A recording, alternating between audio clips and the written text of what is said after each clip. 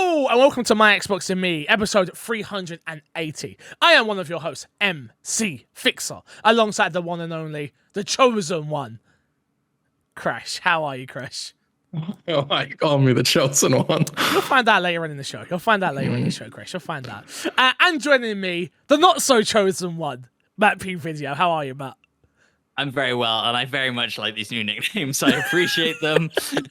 We're going to get into it. It's great. We're going to get into it for sure, boys. But if you didn't know, this is My Xbox and Me, our weekly Xbox podcast, right here on youtube.com/MyXboxandMe and all podcast services. If you want the show early, head over to patreon.com/MCFixer, where you can get all your goodies and you can get this show early. That's patreon.com/MCFixer. Oh, yeah. Shout out to our Patreon producers, Erin Guard and FNH Paul. Appreciate you, boys, for your continued support over on Patreon. Let's jump into the topic of the show this week, boys.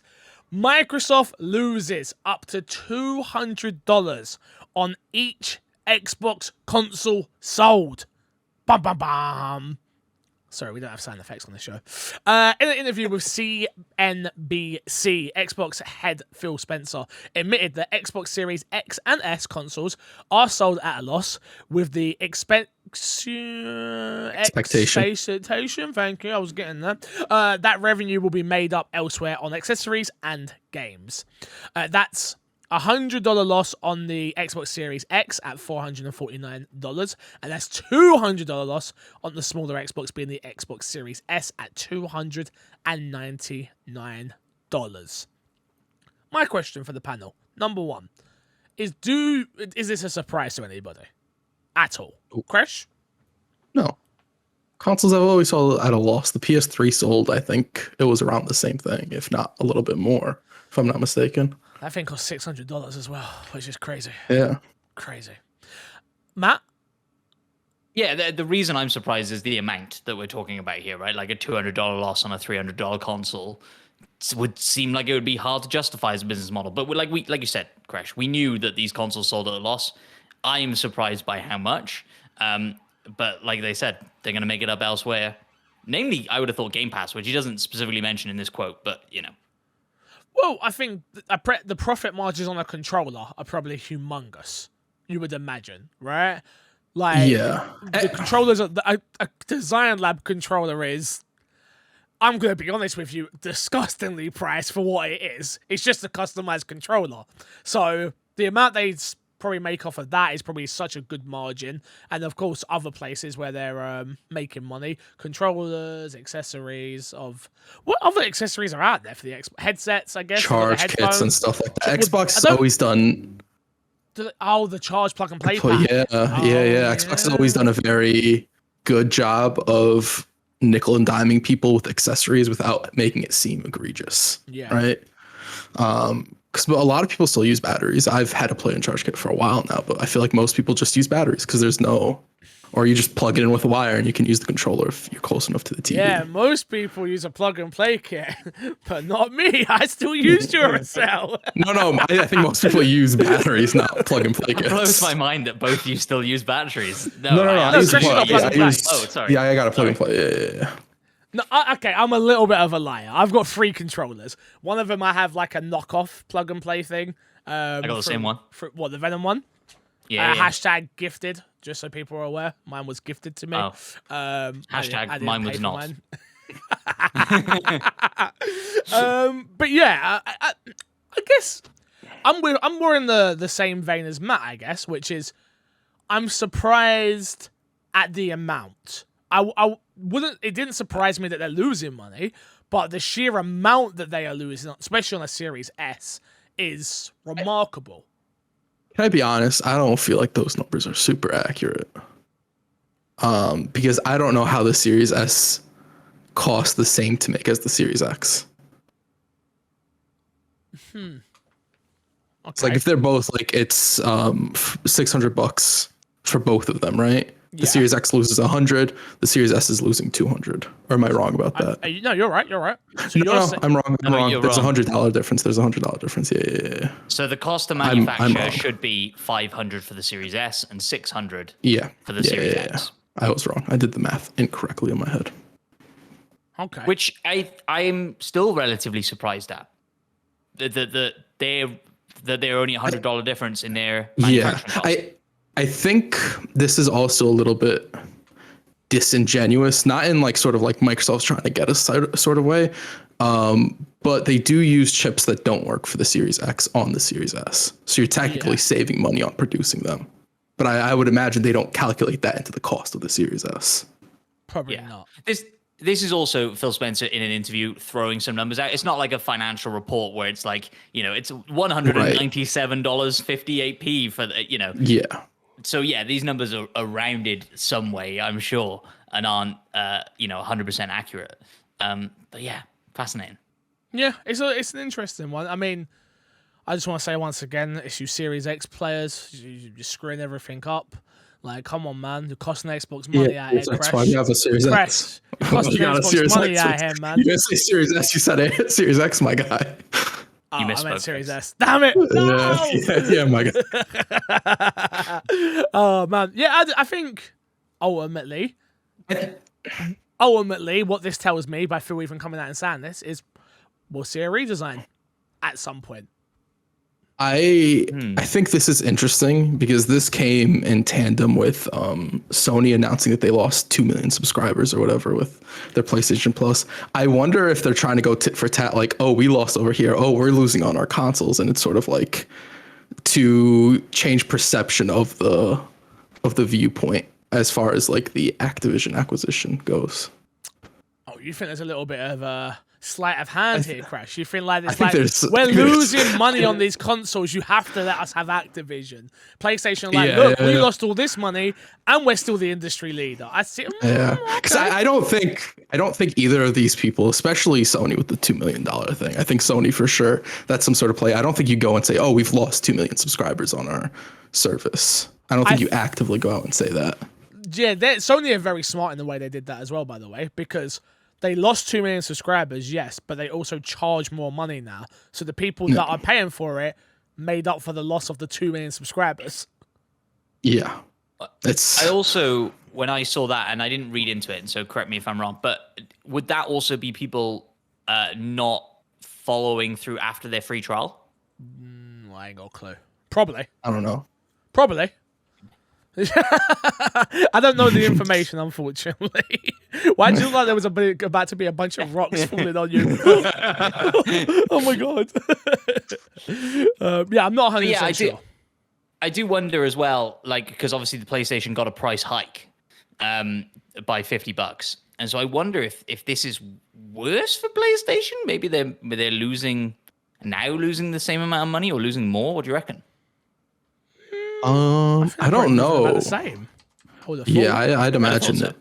I will say, I wonder if the shape and the design of the PlayStation, that might be where it might be more costly for the PlayStation, because I think the Xbox is more like standard as far as I'm aware, and I don't know the inner working of the Xbox and all that stuff. The Xbox seems more basic in its design, which you'd assume would be easier to produce, but I have no real clue. So, okay, fair enough. Anything else to add, Matt, before I move on?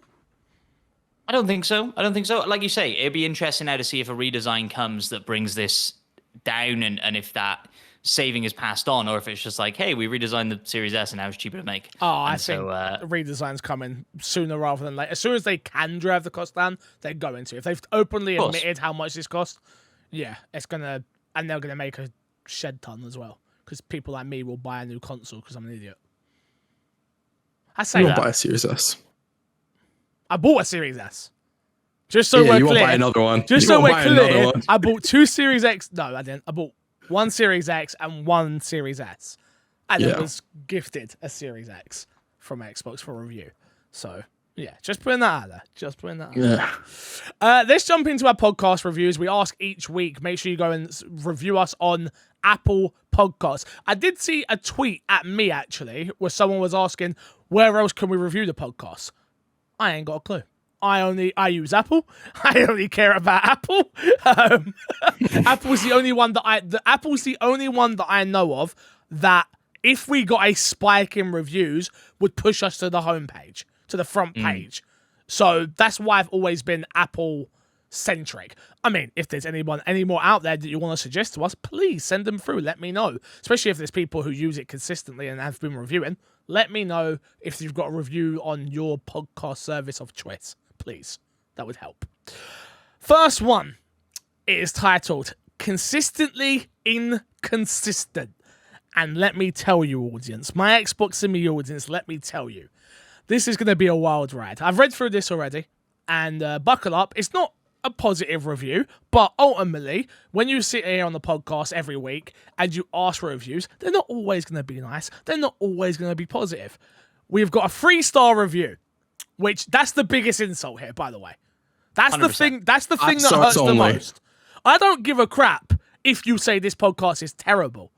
At least have the decency to give it 5 stars. That's my only rule. That's my only rule. This was on Friday from Rawkadude 5012, and it reads like this: This show has been through the ringer, through the years, and somehow is still just mediocre. Says Sankalis, but I'm gonna go with that.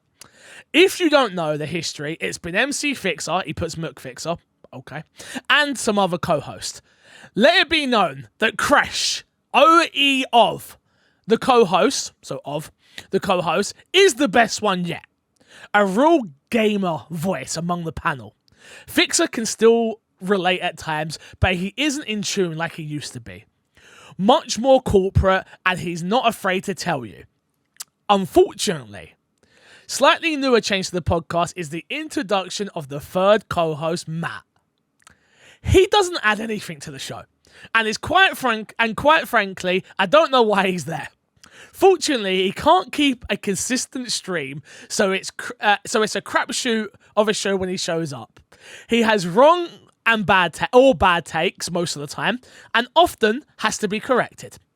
I don't know if he even plays games like this audience would, and it brings me no value, and brings no value to the show. Besides the inconsistent to the show quality, is just a wait. Sorry, I've totally messed this up. Which is pretty consistent of me, if I'm being honest. If I'm being honest, that's pretty consistent. True, very consistent. Besides his inconsistency, the show quality is just a what's the word? It's just as consistent. Just as consistent. Thank you very much. You would think after years of producing the show, you'd be able to get consistent volume levels, but now 1 in 6 shows nowadays are almost unlistenable. I've been listening for a long time, and unfortunately, it's about as amateur now as it was then. The other piece that chaps me is how they ask for support, but it's MC Fixer and not the show. It's now 3-man show, but only one guy gets any benefit from financial support. I don't care for that much. So this was from Rawkadude. Rawkadude. Let me tell you. Number one, you are entitled to your opinion 100%, and I respect the fact that you have put it out there for the world to hear. I just want to go on record of saying the biggest lie you've ever told is saying that Crash is the best person on this podcast. Now, that is the biggest lie here, all right? That's what's got to be said up front, all right? The fact you have the audacity to lie like that. No, let's be serious for a second. The fact that you said Matt P has nothing to this podcast tells you how little that you know about the podcast and what it is we're trying to build here. Matt P doesn't only run the live show. He doesn't only stream. He doesn't only work a normal 9-to-5 job. He doesn't have a wife he has to take care of and look after. He doesn't only bring amazing ideas to what we're trying to do. Matt is a great host and a great content creator himself. Yes, Matt's a little bit inconsistent with his points, but he also plays devil advocate, so a conversation can keep moving very often. You don't understand the art of podcasting. And to be honest with you, I've been doing it for 380 weeks, every single week. Consistently on your inconsistent review, by the way. Does the show sometimes the audio messes up? Yes. Is the audio level sometimes shoddy? Yes. Do we make mistakes? Yes. We are 3 men, all with full-time jobs of doing something else, that come together because we enjoy each other's company and talking Xbox. That is it. We are not IGN. We are not GameSpot. We are not Kinda Funny that have a producer. We are not any of these people that make tons of money. just make that very, very clear. Which this is not a slight on any of them, by the way. What we are three friends who enjoy talking to each other about the games industry. And if that isn't enough for you, no problem. There are 1,000 podcasts out there that do the exact same thing we do, but we do it in our own way. Do we edit out the mistakes that I make? No. Because if you're a long-time listener of this podcast, you know I'm dyslexic. Kresh will pick up a word here. Matt will pick up a word there. Do I care? No. Because I'm open and vulnerable enough with the audience. But the fact that you have the audacity to say that Matt adds nothing to the podcast to me upsets me, frustrates me, and is downright disrespectful. Just so you're aware. Me and Fix have also talked both with Matt and in private several times before how we feel the podcast flows better with Matt. 1000%. Just from a doing it perspective, it's easier to do with Matt here. In general, I feel like most of the reception is very positive with the 3-man podcast as well. Absolutely. Again, I'm not going to let the vocal minority overshadow this podcast, but when you ask for reviews, this is what you get back. By the way, just to make things very clear, when I started this podcast a long time ago, yes, the Patreon says MC Fixer. It is still MC Fixer product. My Xbox and Me is still owned by the company of MC Fixer. The podcast hasn't made any money on its own. Ever. We've not done merch, we don't run ads, and we've been offered advertisements, by the way, and we haven't done them. And don't get me wrong, some of that stuff's going to change in the new year. The Patreon itself, the Patreon will change in the new year is the plan. To try and get it to be a My Xbox and Me Patreon, and all we're going to do with the money that the money comes in from this podcast is reinvest it back in the podcast. We know that we need a producer, but it's very hard to have somebody sit down for an hour and a half a week and sit in the background right now and just listen to us talk and get no credit. And they're not going to get paid because we don't make... You can go and look at the Patreon to see how much we get paid. It's there. It's open. People can see it. So please go and do your research before you come at me about that sort of thing as well, by the way. Everything that we do, we try to do as consistent as we can. Do we make mistakes? Yes. But the Matt comment upset me, I have to say. Oh, well, I appreciate that, guys. Thank you very much. And what I was going to say to this is like you said, right? We're absolutely not doing this for financial benefit, and that is not a part of it. Like you said, we work 9 to 5s. I'm contractually obliged to not take money from other sources like this one, right? And so that's not a thing I can even do. I didn't know if I could say that, so I didn't say it. Well, I don't know if I can say that either, but here we are. And the only other thing I would say is yeah, like, we don't do this for the financial gain. I personally also don't do this because anybody is listening. Like, I do this because I like hanging out with you guys, and I would jump on a call with you for an hour and a half and chat shit about the gaming industry, regardless whether or not anybody's listening. Yep. The fact that we get questions every week from people is blows my mind-blowing mind to me and fucking awesome. Like, yes. Incredible. And so, yeah, I love you, even if you don't love me. I appreciate you. I think you hit a nail on the head there, though, right? Which is like, yeah, whether we were doing this for, again, you can look at our numbers. Like, don't get me wrong, we've had weeks that are amazing, but you can look at our numbers. We have a core audience of people who listen. And that's why the podcast has never stopped, by the way. It's the people that write in every single week. And it's, if you think over 380 weeks now that I haven't thought, I'm done, I'm not doing this anymore. But I realize that we've played a huge role in some people's... Like, I know, I'll talk for myself for a second. I have, like, little Smitty, I'll bring him up, right? When he started, he just had his daughter or hadn't had his daughter yet. And now I know that I see pictures on Facebook of his daughter and I'm like, bro, I remember when he was on holiday listening to the podcast and I was so happy. I was like, oh my God, someone's listening while on holiday. Like we do this because we love to do it at the end of the day, and we enjoy talking about Xbox and the games industry and video games, and we're just three knuckleheads who like talking to each other, and you guys get to view that. Like, honestly, we would drop news altogether if we would just sit down and go, yo, so this happened. Yeah, and you'd get an hour-long conversation out of that. But we actually put a podcast structure together for it to make coherent sense. Otherwise, bloody hell, we'd be all over the place. So, yeah, man, you've been critical Rawka, dude, I think you've been a little bit unfair, and we'll leave it there. We'll leave it there because Crash, there's one more review, right? There is one more review. This is a very short review. It came in October 25th, so it's like a week old at this point. It's from Lucas. 1, 2, 3, 5, 4, 3, 2, 1, My guy. 5. 5-star review. Come on. The title is Great Group, and heard about this from Fixer's first visit on Unlocked, and have been listening to since. I'm so sorry. Nice, simple, If to you the come point. from anybody who ever comes from Unlocked, I think, oof, it's a different podcast. It's a different podcast, but thank you so much for reviewing it. We appreciate the 5 stars. Again, you can be negative all you want, but at least give us our 5 stars. We deserve 5 that. stars. We deserve that, all right? For the consistency of inconsistency, we deserve 5 stars, okay? It's hard to be consistent in any sort of way, I'm just saying. But yeah, look, like I say, we ask for reviews. Bring them in. Bring in the comments. We do appreciate it. So keep them coming. Keep them coming. Let's jump in with what's been in our box this week. I will start off with you, Crash. What have you been playing? Played quite a few things. I finally played Scorn. Ooh. I played like 15 minutes, Okay, that's not and good. then I quit the game.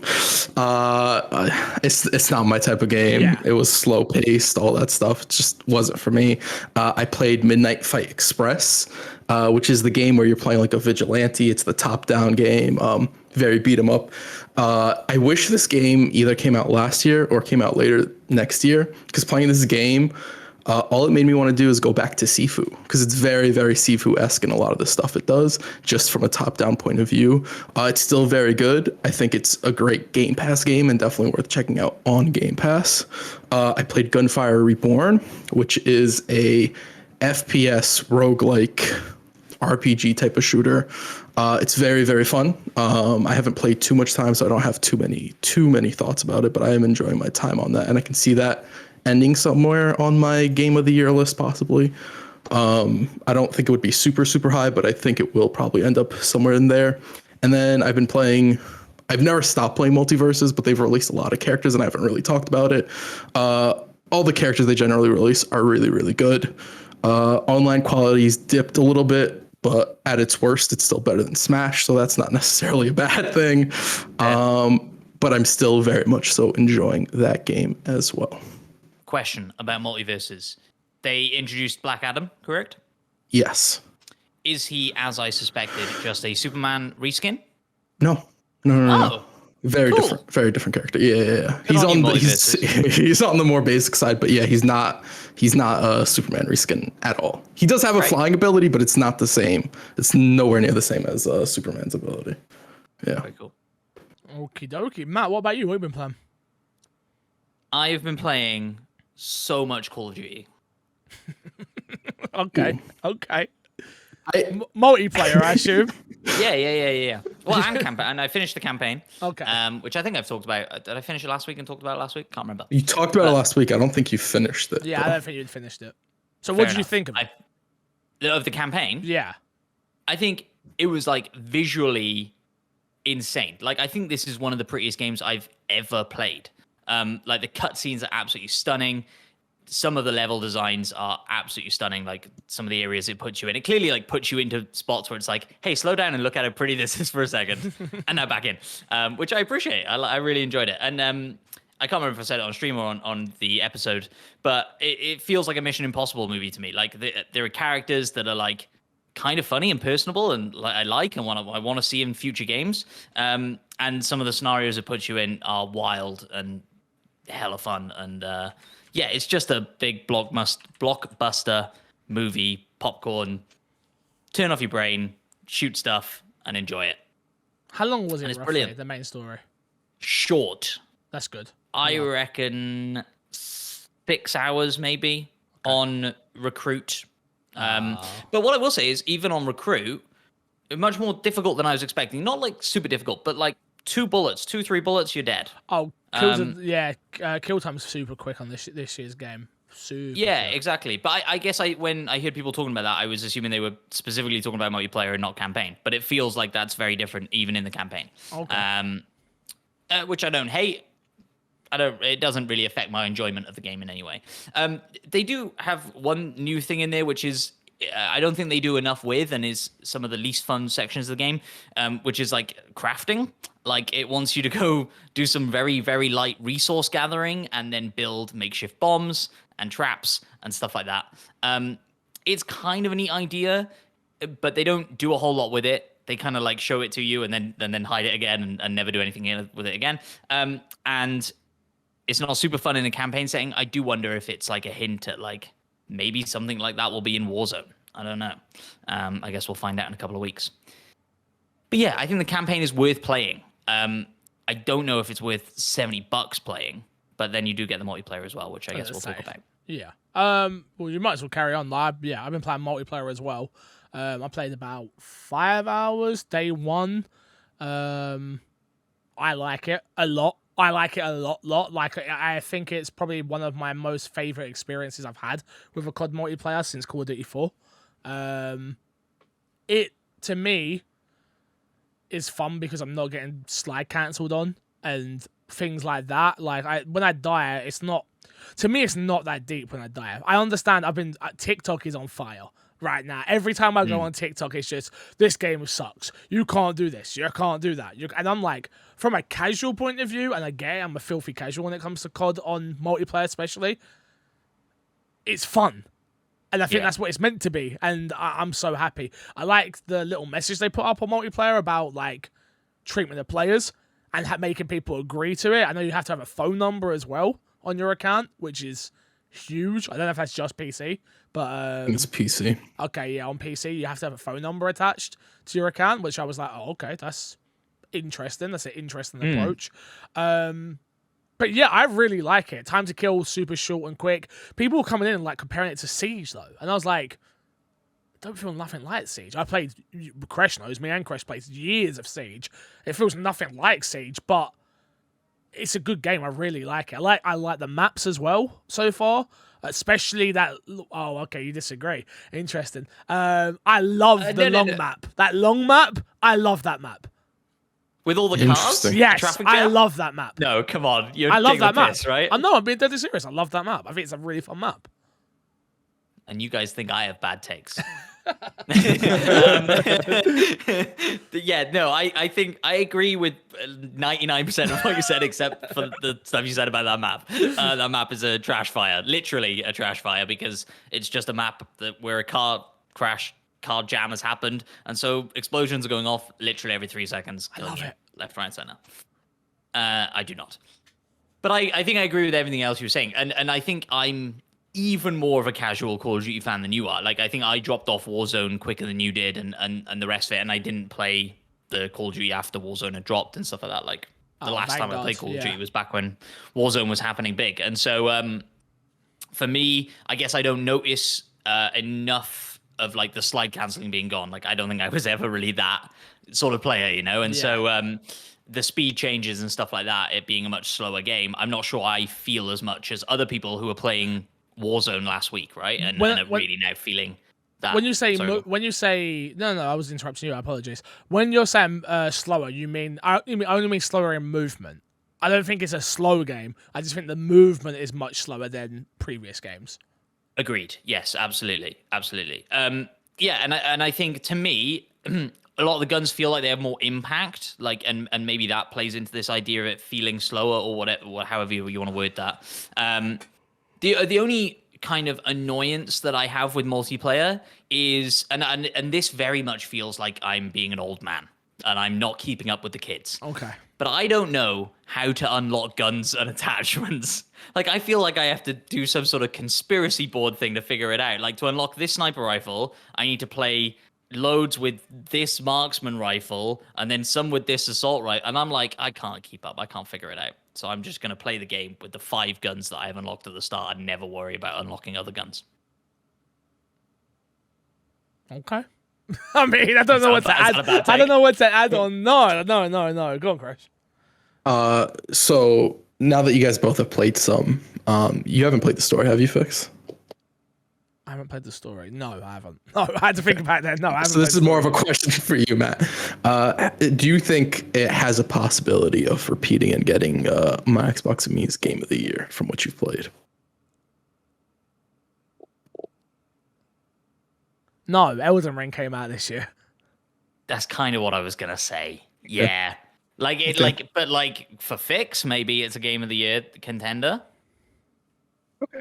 Because I don't think Elden Ring is going to be your number one, right, Fix? Was going to beat The Quarry, yeah? Who knows? Who knows? I will be really interested to see what you think, because everybody I've talked to about the campaign is more down on it than I am. I think because of 2019's Modern Warfare and So that good. being such a shift Yep. and such a kind of revolution for the franchise. But I didn't have that. I not sure I played it at all. Or maybe I played a couple of levels of it or something for work. And so, yeah, I'll be really interested to see what you sort of say about it towards the end of the year when you've played it. Okay. Anything else you've been playing? Wait, Chris, have you played it? No, I haven't played it yet. I assumed you hadn't.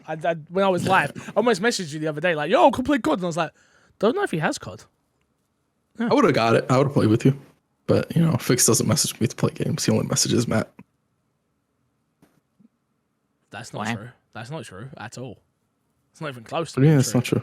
It's not What do even you mean close that's to not being true. I don't message Matt. You sure you can't go into that Discord group and see you messaging Matt asking I if he's think around? I think you should check the Discord call where Matt has absolutely ruined me. Oh, because we were meant to be playing on Thursday, and I've cancelled plans for Thursday, and then Matt goes, "Oh, I thought we were playing on Tuesday." Yeah, that cancel did happen. plans? No, I had no plans, but I wanted to feel bad. I mean, yeah, it worked. It worked. I ain't got no goddamn plans. That's fair. Yeah, go on, sorry. The only other thing I've been playing and fully addicted to is not relevant to this audience, but it's Marvel Snap. And if you're not playing Marvel Snap, you need to start fucking playing Marvel Snap. It's amazing. You played Gotham Knights as well, didn't we?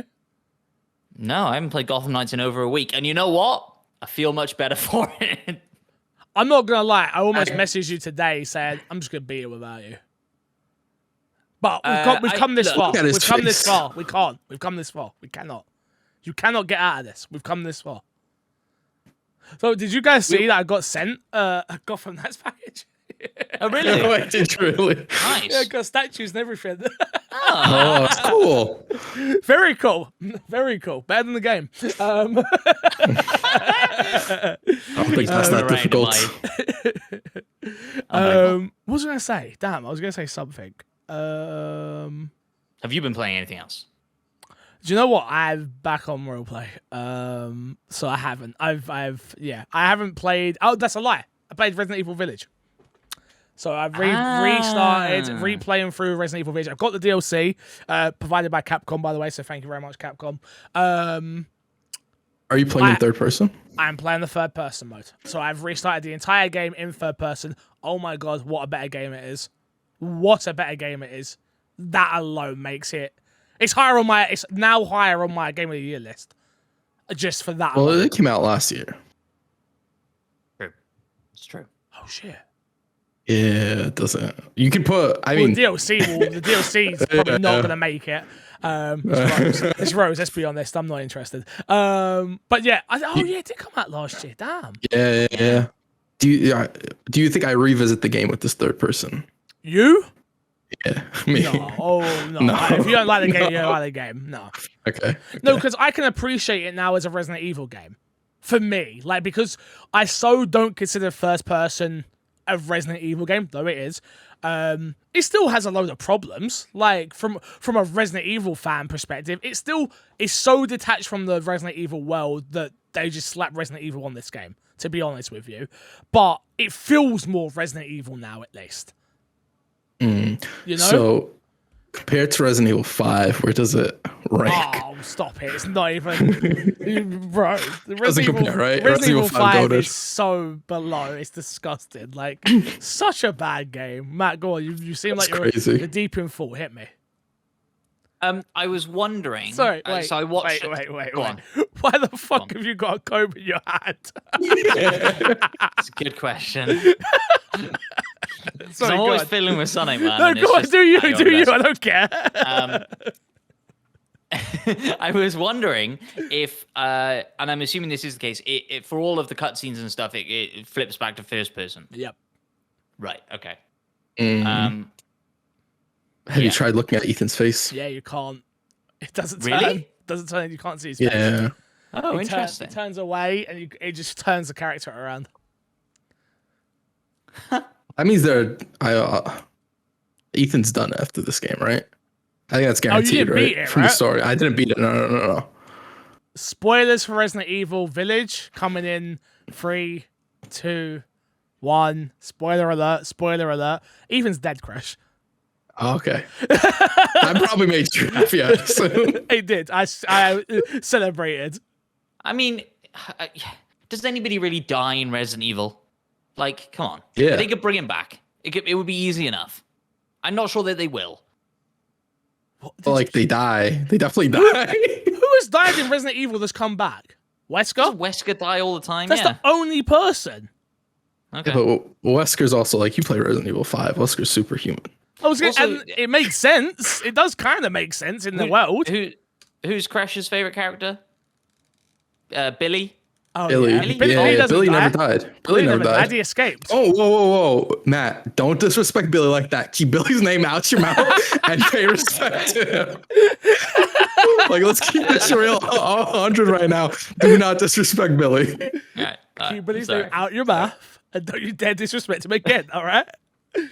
Oh, Fair enough. mad. But yeah, I'm enjoying it. I'm enjoying it. I'm playing it through again. The problem is I've hit the point where I've hit the moment in the game that I don't like, which is the second half of the game. So now I'm sort of sat there like, do I bother going back, or do I just start the DLC now?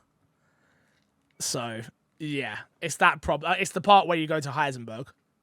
That whole Heisenberg stuff is trash. I hate it. The like factory. Yep. Yeah. I'm literally Yeah, there. you're That's right. You're not literally wrong. where I stopped. And I was like, You're all not wrong. right, chat, I'll see you all tomorrow. I was like, nope, I am not in the mood And it for was this GTA right now. roleplay. Yeah, it was. It was, you're right. To be fair, and it's not excusing it in any way, but that section is relatively short, if memory serves, or at least it can be if you know sort of what you're doing. And That's stuff, the I problem. guess. I remember playing it through the first time far and I gone. was stuck. And I was there for, I think it took me about 6 hours to do that section alone. Yeah. And it was That's just no like, good. I hate this area. So dumb. But yeah, I'm enjoying it. I'm enjoying it. I'm happy they added it. I really hope from a Resident Evil fan's point of view and for a Resident Evil fan's point of view, Matt, for the new school, I hope they just put both in from day one on the next game. Like if they've proven they can do it, so they need to just do it. And whether it takes longer, I don't care. Just appease to both audiences. It's a very easy win-win situation. Even if they do it the way they've done it with the cutscenes. Though I don't love the fact they go into first person, but I can get over that. Yeah. I know you haven't jumped into the DLC yet, but do you know if you can play the DLC in both first and third person, or is the I believe DLC it's just third third. person? I believe Just it's third. just third. Well, then, sorry, go on, Crush. I would assume going forward that it's only going to be third person. I would assume so too. Yeah, But I think they've. it's unfair. You've now built a brand new audience with these first person games that really like them. Why can't now you've proven you can do both? Just do both. I think it's a think little unfair to say that they've proven they can do both. Only because it took them years to like adjust the previous game and do it in first person. It didn't take years. A year. Might be less. You're than correct. It's not. It might be less than a year, but it did take time. Yeah, And so- would that but I'm time be saying- relevant? I think it's a case of having it in mind though from the start, from the off when you're designing this next game, which they're already doing. We would assume Resident Evil 9 is probably in development. Design it with the fact that you know you have to cater to both audiences, which is like some people like first person, some people like first, and not only that, that is a next gen feature to me. You know, like how we talk about, oh, games are not next gen enough. That to me is a next gen feature, which is we now have whether you could have done it before or not, I don't know. I'm not a game dev, but you have the power and the capabilities to do it, so let's just do it. It's crazy. I didn't know Skyrim had next gen features. You damn right. You damn right it does. Most Bethesda games. The third to first person thing, that isn't something you can flick between mid game, correct? No. Well, I don't know. I know at the start of the Okay. game it asks you which mode you want to play in, but I don't know. You can go into your camera settings, I believe. Okay. Do you feel like I mean, it's difficult to remember, I suppose. But is there any design differences No, that I can tell. in playing all the levels are Not the same? not a single everything thing feels seems the same. different. Interesting.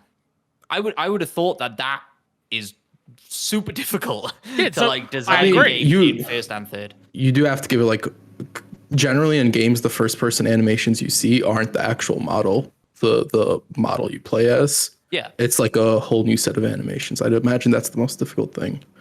I don't know, because like GTA has taken Has both. has Took a long both, but it time, takes though. time to release as well. Yeah. Yep. I don't remember Red Dead Redemption. Did Red Dead Redemption have first person? Don't remember. I can't remember. I know Cyberpunk canceled its first person or its third person mode, but like Cyberpunk had a whole bunch of other issues with it. So Yeah. take that with a grain of salt. But I do think that there is some difficulty to it. And who knows, maybe it is a thing that going forward, it's like, hey, we're going to release DLC for these games or expansions for the future games, and they'll come with the option to play a game in first person or third person or vice versa, whichever one the game doesn't have. What I will say is it does add. It made me go back and play it, so it ultimately done what it designed to do. It you know, so this whole gold edition and all that stuff. I don't think it should be a feature that people have to pay for. Which I don't know if it is either, by the way. I don't think it is. But I'm just saying, like, the way they've packaged it is very much like the gold edition has third person. It's like, okay, but just put it in there from the start. This is if it's doable, and again, I'm not a game dev, I don't know, but if it is doable and it means, I don't know, if it means What if it's a whole nother year of development to add the first for person? me, well, I think it's if it's the third person, right? And I think it's vice versa. Maybe you ask both us the question, right? So Matt, for you, would you wait a whole year to play it in first person? I'm much That's less not what I'm attached. asking. I What would are you rather asking? them. I'm asking, would you be okay if the game took a whole nother year to come out? Yeah, that's what I'm saying. Okay. Another whole nother year to develop, right? So Yeah. let's say Resident Evil 9 is meant to come out in 4 years' time. It will take 5 years if we do that. Yeah. Personally, I'm okay with that. Okay. I would rather them pick one and do it. I mean, I suppose that's what they did with Village, and Yeah. it doesn't sound like they made any design constraints around first Yeah. and third person. And so I guess it's fine. But like, if they want to go third person from here on out, fine, go, commit, do it. It wouldn't I think put it's me going off to 9 upset if it was so all many third. people. Really. Yes. I don't. I think there are more people in your camp of going Resident Evil's a third person game, fuck your first person, than there are in I'm think not even in this camp, but in my camp of going first person is king. I think that we underestimate the people who just enjoy horror games, right, for a whole. And we have Yeah. come into a world where first person is expected in horror games. Sure. So Yeah. I think the new generation of Resident Evil fans are probably going to go with 9 if it is third person. Why is it? I'm not saying it's going to be vocal, but I think it's going to be noticeable. Where they've already given us both. That to me is the fact that both is there. So just let's try and do both. If it's doable, try and do both. I think though I do think from a marketing beat, from a company beat, I know I'm such a corporate shill. It makes perfect sense, right, to do it the way they've done it, because it breathes life back into the game. For people like me, especially. I wasn't going back to Village. There was no way I was going back to Village. I had no interest. But did Village really come out last year? Yeah, it was Yeah. last year. It was Yeah. like early-ish last year as well, Yeah. like March. Fix does March. not believe us. I know. Yeah. You say like it got you back in and that's great and stuff. If they just released the DLC and the DLC was just third person, you still probably would have gone back for that though, right? Yes. Yeah. Well, again, it's That's the new. The That's new problem Resident is, Evil content. the problem is just because I'm a bloody addict for Resident Evil, so I have to see it, bro. I couldn't give 2 craps about Rose. There's not a piece of me that cares about this DLC, but I've played every single other piece of DLC that I didn't care about, and games that I don't care about, and I even watched the bloody theatric play about Resident Evil in Japanese that I don't care about. Like, yeah. Have you watched the Netflix series? I refuse. I refuse. Well, it's got cancelled anyway, innit? So don't worry about it. Yeah, but I haven't watched any of them. All of them, I'm just like, nope. Oh, the animated ones? None of them. Even the anime one's terrible as well. Anyway, moving on. Let's move on. Let's move on. Everyone's gone through their games, right? Yep. Let's get into this week's dashboard. First piece of big news, which definitely relates to me. Twitch partners with Xbox. Okay, the title's definitely going to read wrong here, but this is what it says. Twitch partners with Xbox for free PC Game Pass subscription when you buy subs. So, let me read this. Twitch is partnering with Xbox this week to give away 3 months of PC Game Pass subscriptions when you purchase or gift 2 Twitch subs.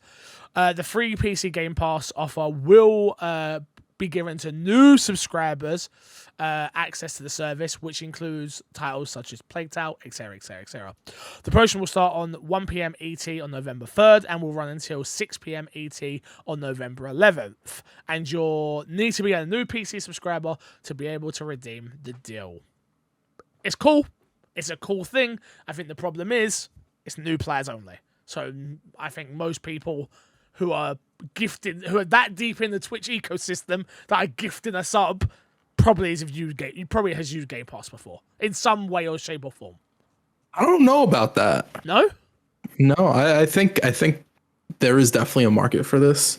For people who haven't done Game Pass, because Game Pass, I don't think in the PC market there's a reason it's growing. It's not as big as. We're Xbox guys. We play Xbox. Even if we play on PC, we're still playing games on Xbox, so we know about it. But there's definitely a market of people who only play on PC, similar to when Riot announced the Riot thing coming to Game Pass, and that whole partnership is a whole nother demographic. I think there's something similar with Twitch, but it also gives people who do have already Game Pass to like go to their friend like who doesn't have Game Pass, like, hey, I'm going to subscribe to 2 people or subscribe to 2 people. I'm just going to give you this month of Game Pass or whatever, so you can experience it, and then you can choose to whether you want to extend it or not. That's a great point. I didn't think of that. Of like giving it, it's the gateway drug, right? Like, oh, why don't you try this? Oh, wait, look, now you've used it, you're already in. So yeah, it's a great point. It's a very, very good point. I mean, ultimately, from my perspective, from a business perspective, for me, hey, Xbox, keep doing this stuff. Anything that incentivizes people to gift subs or subscribe to Twitch channels, yes, please. Who do you think got a bag in this situation? You'd assume Xbox got a bag through this, right? No, I think the other way around. You think so? I think Twitch got the bag. Yeah, I think it was Xbox going to them and said, how can we work together and get more people PC? How can we get more people in our ecosystem on PC? They probably saw the numbers slowing down on PC or people or something and gone, okay, we know where gamers are. Gamers are on Twitch. Even the most, again, you think about it, your gamers, number 1. Number 2, Twitch watchers. Number 3, people who have money to gift a sub. Like that's you're pretty deep in because you're narrowing down to like, oh, if they can afford to gift a sub, they can afford Game Pass. Simple. So, yeah, I think it was Twitch that got the bag here, if I'm being honest. Yeah, I agree. I think if you look at Twitch as not a huge company run by Amazon, and instead as like an individual, they are the affiliate marketer essentially for this, right? They are pushing and getting the commission for the sale of the subscription. No, because they're not. Okay, yeah, I see what you're saying. Okay, yeah. Okay, I agree. I get it. Makes sense. Okay, well, Matt made a great point there. Such a great point, Matt. Thank Huge. you. Matt. Great point. Next up, Phil Spencer says this: Call of Duty will continue to ship on PlayStation, quote, as long as there's a PlayStation to ship on. Bow, bow, bow. Xbox head of Phil Spencer has just said he's going to kill PlayStation in at least the next week. Can I be honest? This sounded like, when I read this, I was like, this is shots. Even if it's not meant to be shots, this is absolutely shots at PlayStation. Like, once they're dead, there's not going to be anything to put on the platform. Ultimately, this is them coming out and saying, look, we'll play ball a little bit more. You can keep COD on Call of Duty on PlayStation, but it's still going in Game Pass. So either get on this train or don't. I feel like Phil Spencer and Xbox are playing this so smartly, though, where it comes out of like they still look like the good guy again. Once again, they look like a good guy. Yeah. You mean Oh, absolutely. it just came out as well that Call of Duty had its biggest launch. It's its biggest launch ever anyway, across everything. But it's biggest launch on PlayStation, right? And PlayStation tweeted about it and all that. And it's like Xbox are probably there just licking their lips going, when we get this, we're going to make even more money off of you guys. Yeah.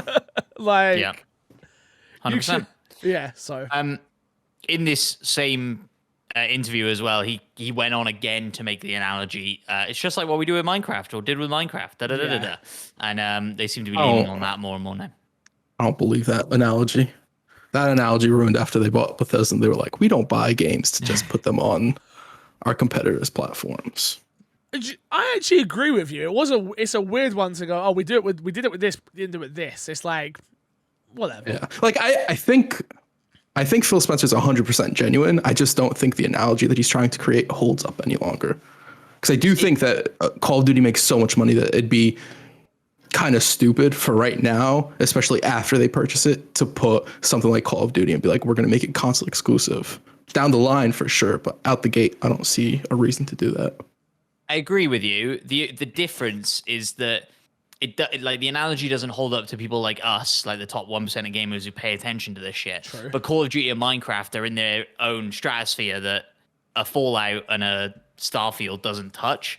Like as far as mainstream sort of conscious gamers go, and so they just don't think about it in the same way. Like Mainstream gamer is never going to see that quote or see that article You mean or the podcast or whatever. Yeah.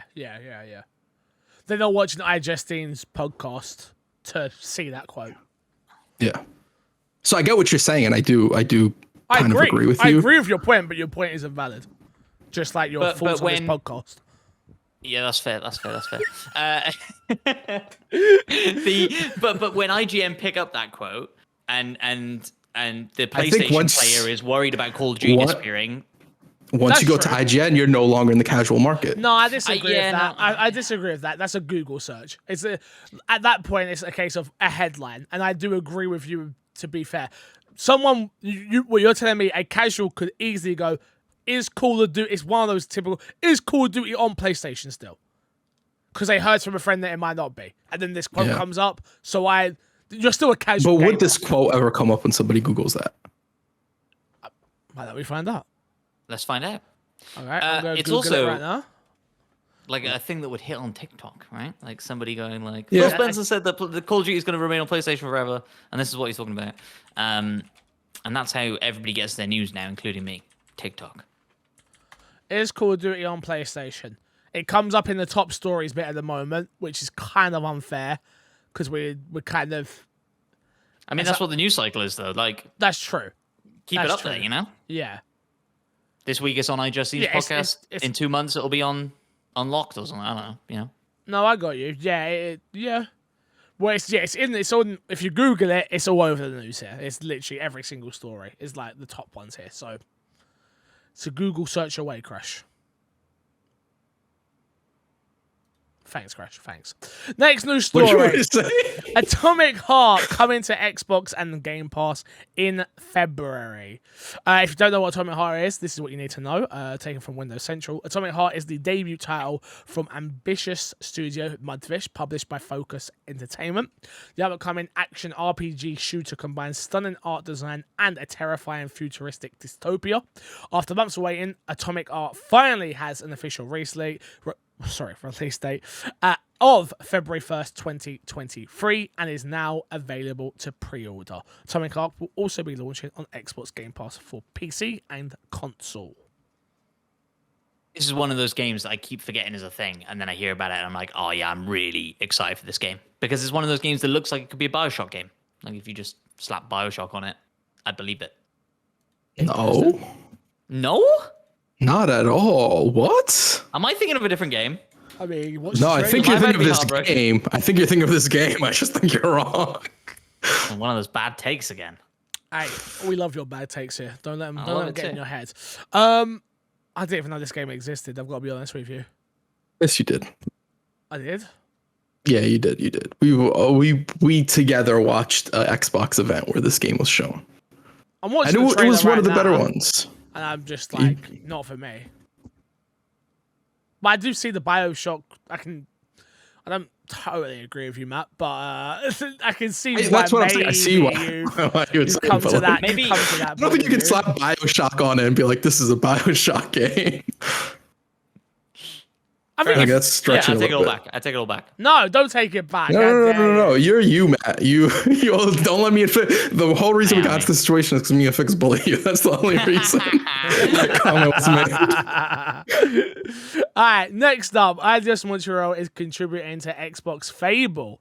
Embracer closes a recent acquisition studio as well. Embracer Group recently acquired 3 studios from Square Enix, but is shutting one of them down, while another one will be assisting with an upcoming title from Xbox Game Studios. That's according to a report from Bloomberg, which indicates that Embracer Group is closing Otmo, a studio formerly known as Square Enix Montreal, under Square Enix. This team primarily worked on mobile games, developing titles such as Lara Croft. What the hell? Lara Croft Go and Hitman Go. Curiously, Bloomberg reports also indicate that some of the employees working at Omna will be transferred to Eidos Montreal. The latter studios is also subjected to cost-saving efforts, with one unnamed project being cancelled and another having its scope reduced. So there you have it. Interesting one from Embracer Group. If you're buying studios, you probably wouldn't, need to cut costs straight away. Kind of interesting, if you're asking me. This studio was part of the bundle of everything they bought from. So it probably, to be fair for Embracer Group, it probably was like, what are they working on? Let's give them some time, see how it's going. And it's like, oh, we don't think this game's like really something worth putting more money into it. Unfortunately, people are going to lose their jobs. They are apparently looking to send some of those people over to different companies, which I think is cool. But I'd imagine a vast majority of these people end up jobless, unfortunately. Yeah, it always sucks when people lose their jobs at the end of the day. It's a hard one. Lara Croft Go and Hitman Go were received really, really well as well. So interested. How much money did they make? Yeah, Yeah, I think that's the important question. Yep, I agree. I do agree. How do you feel about the Crystal Dynamics, or it's not Eidos Montreal? Yeah, working on Fable. Depends what they're doing, right? Like that's all where it comes down to. It's a hard one. Like they're probably just a support studio. So yeah, do you think this delays how far out you think Fable will be, or still super far away? We haven't put it in the show notes this week, but I did see Phil Spencer's quote about how like he knows that we're waiting. I have to say, Phil, we've been waiting, bro. We've been waiting. This year was so like I know games come out from Xbox this year, but they just weren't. They haven't hit the way that we need them to hit. We need Fable, and we need Starfield, and we need Gears of War, and we need these games like ASAP as Xbox players. Like, we invested in your ecosystem a long time ago, and I still can't. Can you name one Series X game that really moved the needle from Xbox so far? I can't think That's of one. an exclusive? Yeah. No. I can't. Forza? See, the problem is with Forza, yes, you're right, but because it's Forza, it's like expected, which is super unfair. Like, that is super, super, super unfair of me, but we all know Forza's going to be good every year. Like, did that move the needle as well? I'm saying move the needle. Yeah.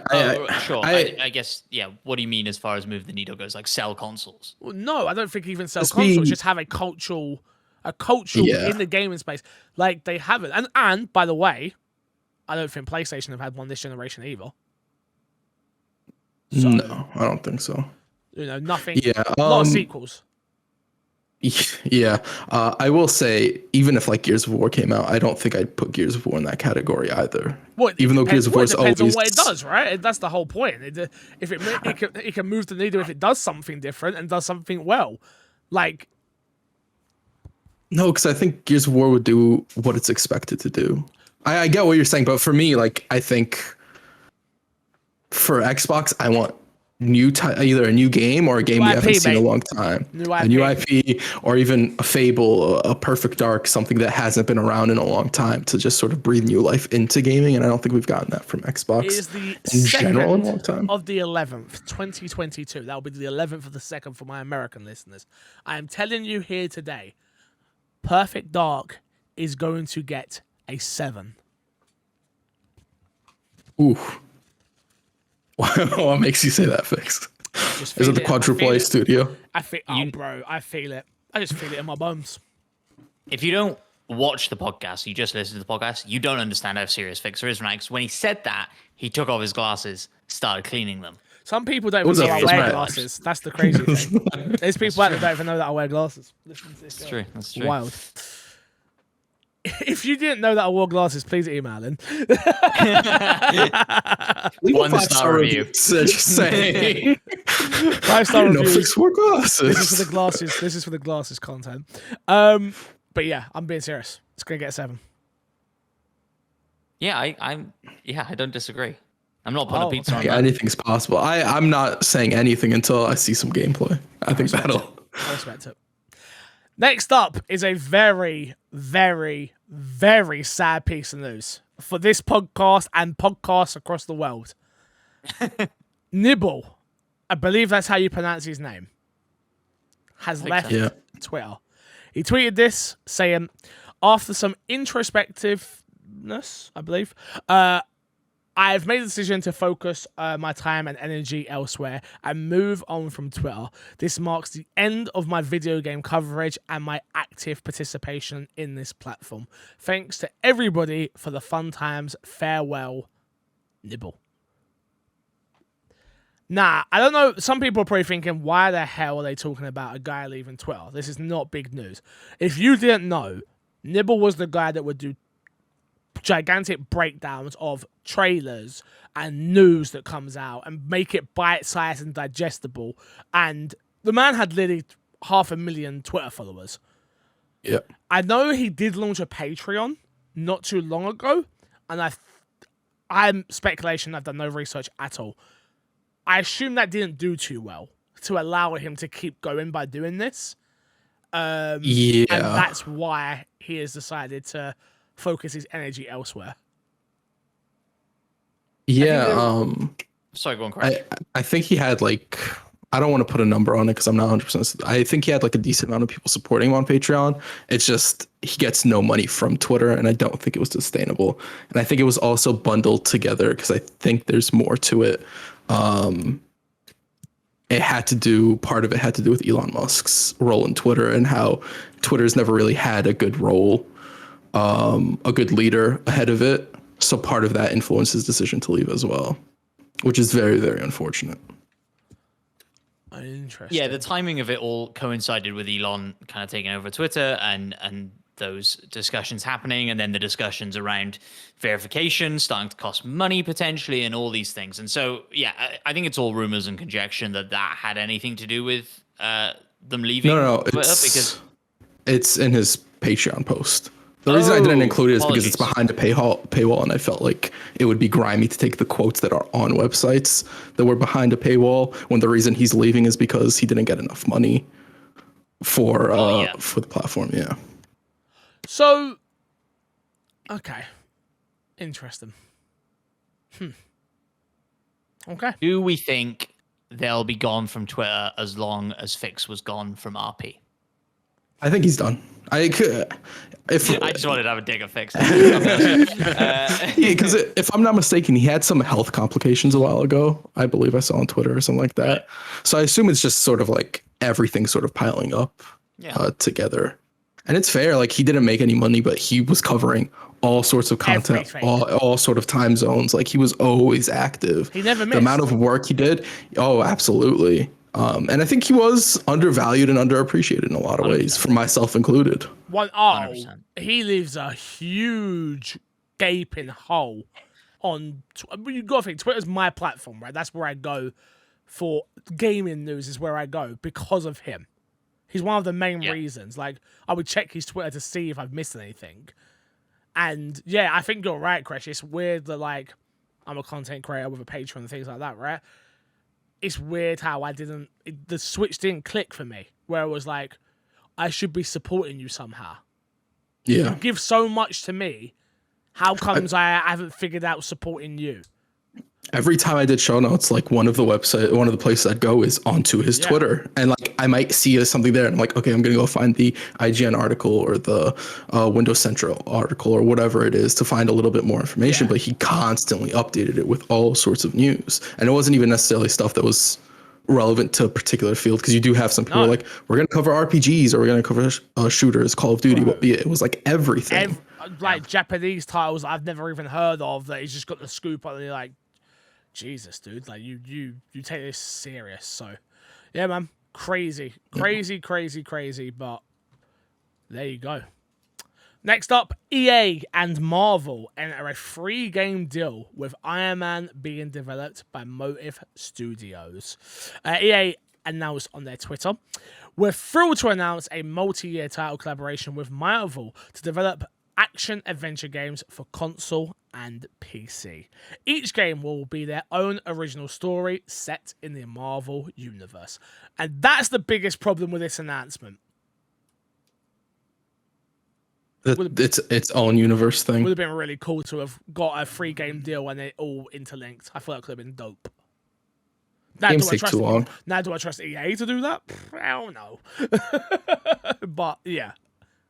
I think games take way too long to do that in the same way that they do it with movies. Okay. I don't disagree. I wish I did, but I don't. I do agree. I do agree. I will say, I hope, did we know about the Iron Man game? No, it was, what we heard about Iron Man was somebody else. It was Avalanche that was going to make an Iron Man game that got canceled. I really hope they hit up the, whatchamacallit? BioWare on how they made flying work. That's all they need to do. Yeah.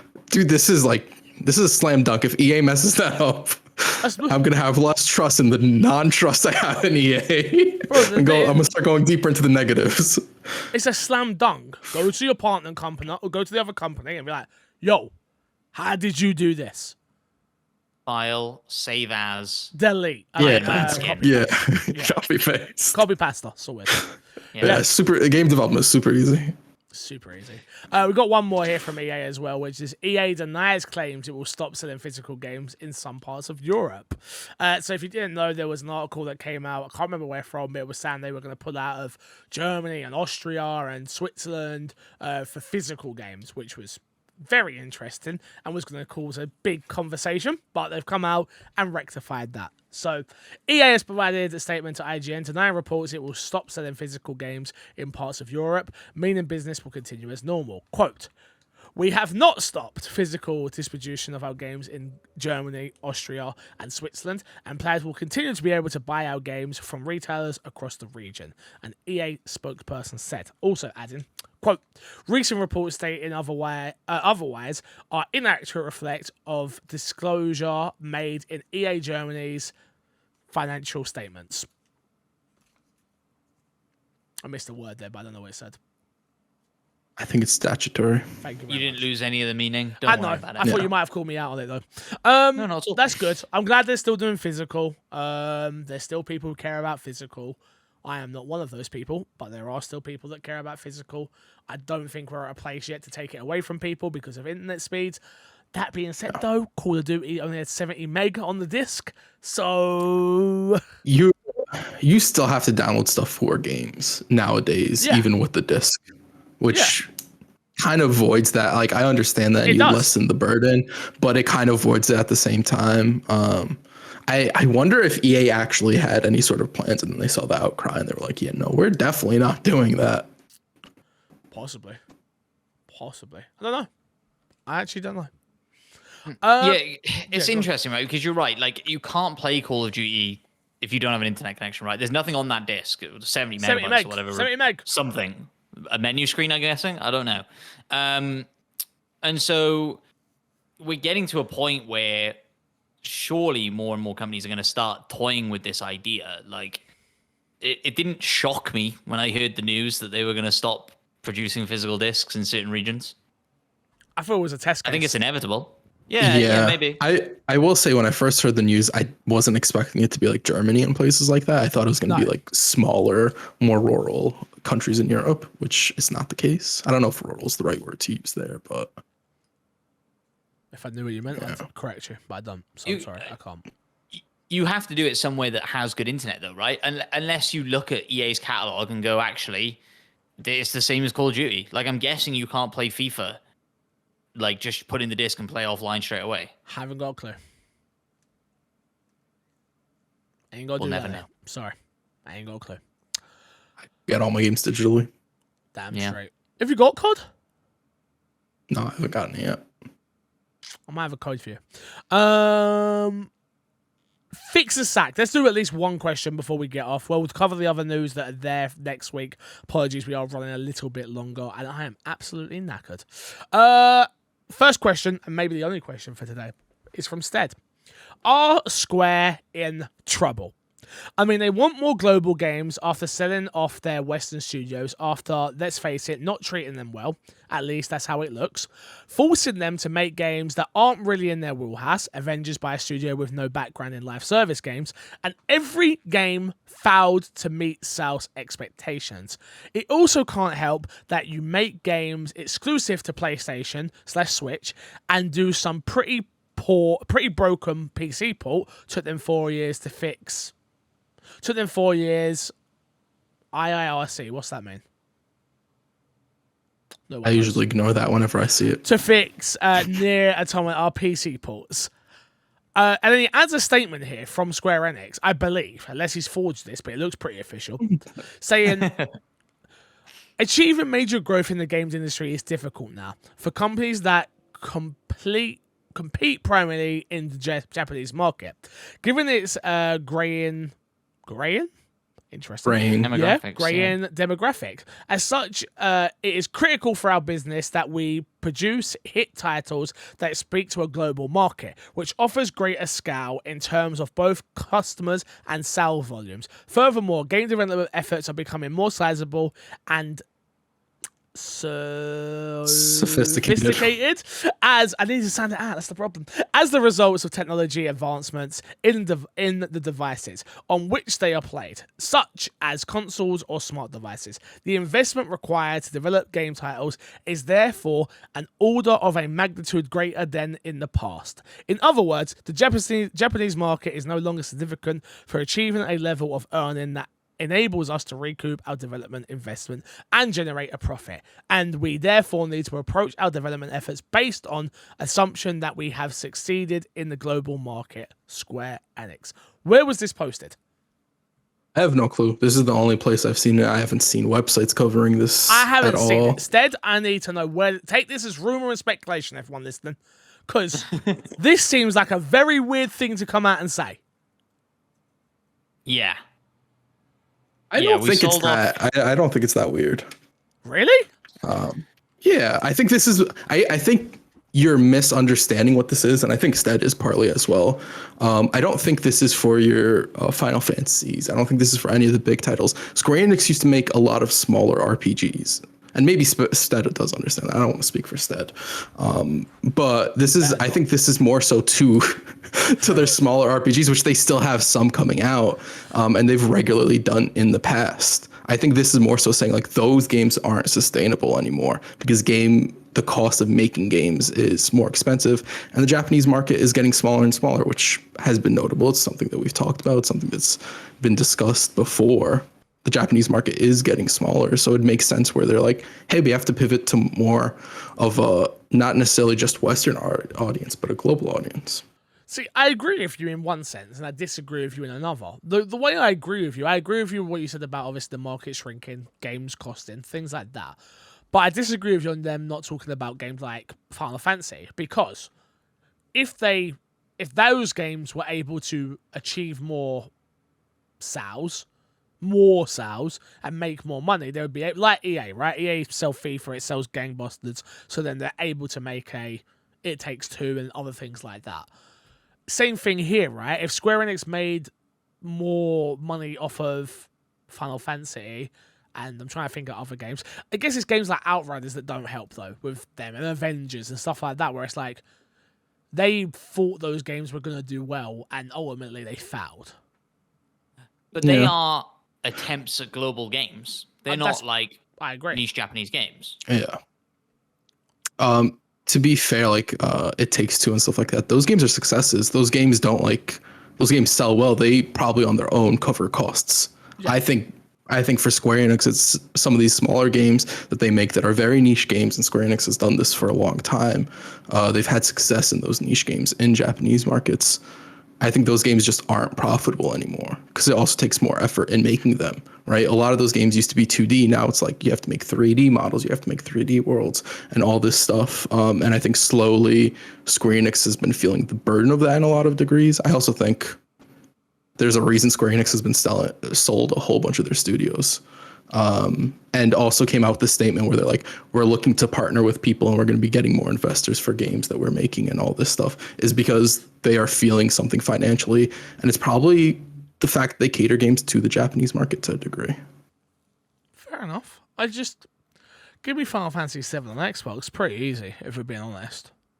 Oh, 100%. I think that would help. But does putting Final Fantasy VII on Xbox cover the bag they get from PlayStation?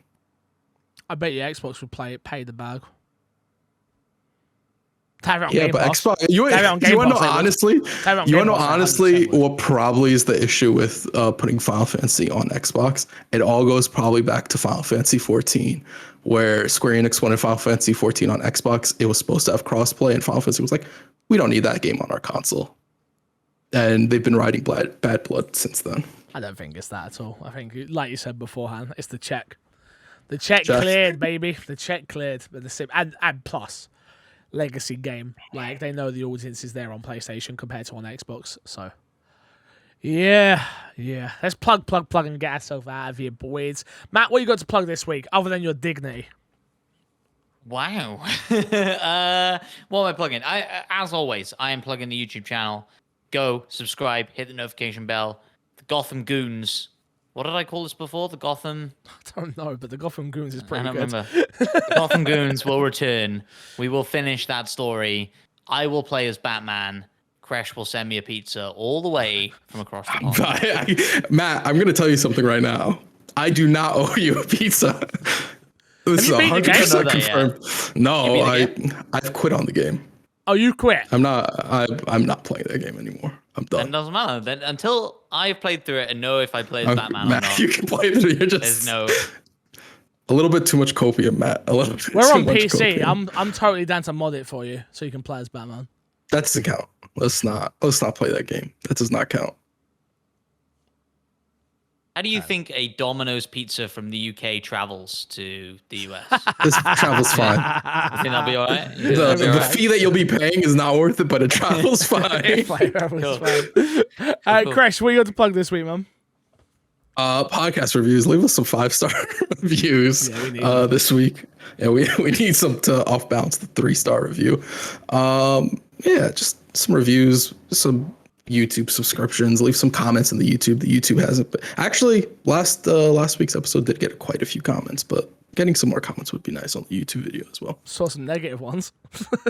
On the YouTube one, Yeah. I didn't read. Yeah, saw some negative ones, definitely. Like, yeah, like the one about Xbox X. I think people saw the title and just assumed that we were like, it's like, actually listen to the podcast and you'll know. And then there was like, oh, he makes a good point here, and I was like, hold up a minute, but whatever. Hold up a minute. What have I got to plug? I haven't got anything to plug right now, to be honest with you. Twitch.tv/MCFixer, YouTube.com/MCFixer. Go drop me a follow. I'm trying to reach 10k to the quickest as I can. Don't think I'll make it by the end of the year now, but I was on a good run for a little while there. Unless I get like a humongous raid, that'd be cool. Other than that, yeah, man, keep supporting the podcast, please. We appreciate you. Those people who do enjoy it and listen every week, thank you so much. We want to hear from you. New people who haven't wrote in and think, oh, they're not going to read that question. We are. We love it when we see new names. So please do. Jump in the Discord and all that jazz. Until next time, I will love you, leave you, and if anyone leaves a review that says Crash is the best ever again, I will ban you from this podcast listening. Goodbyes.